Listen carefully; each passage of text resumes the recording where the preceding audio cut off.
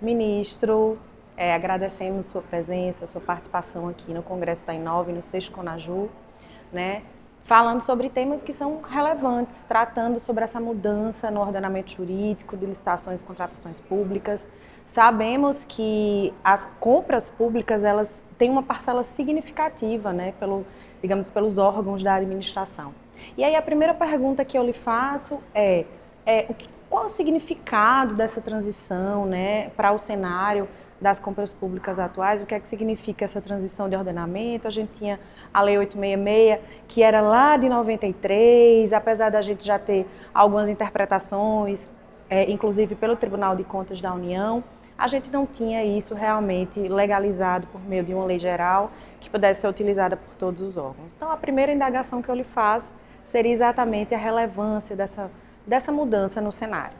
Muito obrigado, Priscila. Eu quero cumprimentar a Inova pela iniciativa de mais esse evento, muito importante, porque uma das determinações que está na lei, que eu tive a honra de ser relator no Senado, quando senador, é exatamente a qualificação permanente dos agentes de contratação, que é todo aquele universo de pessoas que gravitam em torno desse tema.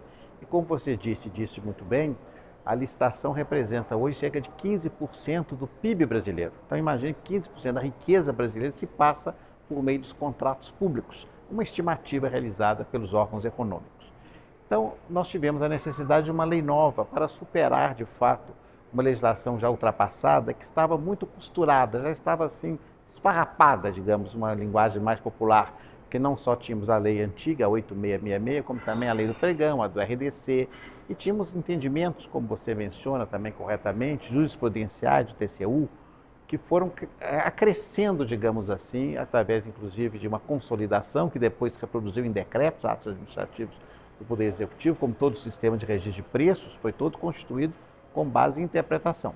Então era chegada a hora de uma revisão, até porque a antiga lei, já finada 8666, sempre foi muito acusada de ser uma lei que impunha muita burocracia, muito formalismo. E havia, portanto, a necessidade imperiosa de darmos um basta a isso e transformarmos numa lei mais inteligente. Não é uma lei revolucionária, eu digo sempre isso. Então não há motivo de medo, de receio, de dúvidas para a sua aplicação, porque é uma lei que manteve os mesmos institutos. Aliás, são institutos históricos, vem do direito administrativo francês, que consolidou a ideia da licitação e do contrato administrativo. Então nós temos essa lei nova, que teve um período longo de maturação, foram 2 anos de vigência ao mesmo tempo da 866, uma prorrogação. Então está nesse momento, a partir desse ano, a vigência plena e por isso mesmo a necessidade de nós termos uma aplicação vigorosa dela. E a compreensão necessária, daí a relevância de eventos como esse que a Inova realiza, exatamente com o objetivo de qualificar não só os agentes de contratação, mas os assessores jurídicos, que é o objeto exatamente desse nosso evento, porque eles compõem uma das linhas de defesa da administração, como está na lei, na questão de interpretação e aplicação da nova norma. Perfeito, ministro. Inclusive, a nova lei ela traz a figura do agente de contratação, né, que muito se questionou se seria uma figura nova, né, ou se confundiria com o pregoeiro, que já fazia, às vezes, à frente do setor de licitações, né. Temos aí a questão do estudo técnico preliminar, digamos assim, a gente acaba enfatizando essa fase de planejamento, que a gente sabe que por muitas vezes era, digamos assim, esquecida, né, por alguns órgãos, e isso acabava por impactar de forma direta no resultado, na eficiência, na eficácia, né, e acho que até em uma fala sua e em alguma entrevista você falou, nós brasileiros dependemos visceralmente das contratações públicas e muitas vezes nós não percebemos. As crianças vão à escola e elas precisam de merenda, elas precisam de fardamento, você vai ao hospital, é necessário medicamento, né? Você vê a polícia na rua e sabe que tem que ter viatura para que ela possa, né? Não só viatura, mas os referidos equipamentos para que ela possa atuar. Então, realmente, digamos que é necessário esse olhar especial para as compras públicas, porque ela atende exatamente digamos, o dever maior do Estado, que é efetivamente atender, né, ao interesse social. Mas nesse parâmetro geral da nova lei, ressalte um ponto que você entende que seria, olha, com isso eu acho que agora nós vamos realmente melhorar, digamos, trazer um resultado positivo nas contratações públicas, não só saindo daquele âmbito burocrático, mas efetivamente atendendo ao que a lei se propôs. Bem, Priscila, é muito difícil identificar um ponto só, uma lei de 200 artigos praticamente, mas me permito, como sempre falo das minhas palestras, inspirado aqui na sua alocução, dizer que o fundamento da nova lei é exatamente a ideia do planejamento.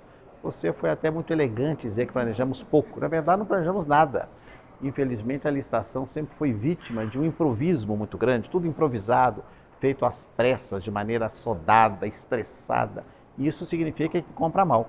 É o mesmo caso nosso no nosso dia a dia. Eu preciso comprar uma camisa. Aí eu preciso comprar camisa para usar numa festa hoje à noite. A festa é às 8 da noite. Às 7 eu vou ao shopping fazer a compra. Então é claro que eu vou comprar mal, porque eu, na pressa, na correria, é o que vier primeiro eu vou comprar. Mas se eu tiver 2 dias de antecedência, fizer uma pesquisa, experimentar a camisa, verificar, é óbvio, com o planejamento, né? Aqui eu faço, evidentemente, então veja como é importante o plano anual de contratações. Então, fazendo aqui um mero símile entre os dois, nós observamos como de fato é muito relevante nós temos o planejamento como esteio. Mas eu quero acrescer a isso outro ponto que é muito importante na lei. A lei, claro, é uma lei de seu tempo e por isso ela estimula e prestigia muito a questão de todos os sistemas de informática, os sistemas atuais de registro moderno, de comunicação e, sobretudo, toda a parte que permite que haja não só o pregão eletrônico, mas todo o sistema seja informatizado. Então, esse é um ponto muito positivo. Quando nós criamos um portal nacional de contratações, por exemplo, ele se baseia necessariamente numa inteligência artificial, numa capacidade maior de informática, que permite eu saber que na pequena cidade interior do meu estado, Minas Gerais, nós compramos um caderno pelo preço X e que no interior do Acre aquele caderno está custando Y e fazer uma comparação, isso em tempo real. Então isso é muito importante porque esses instrumentos, digamos assim, dos novos mecanismos, daquilo que está à nossa disposição em termos de informática e de ciência da computação, é claro, permitirá uma administração sempre mais ligeira, mais adequada, mais eficiente.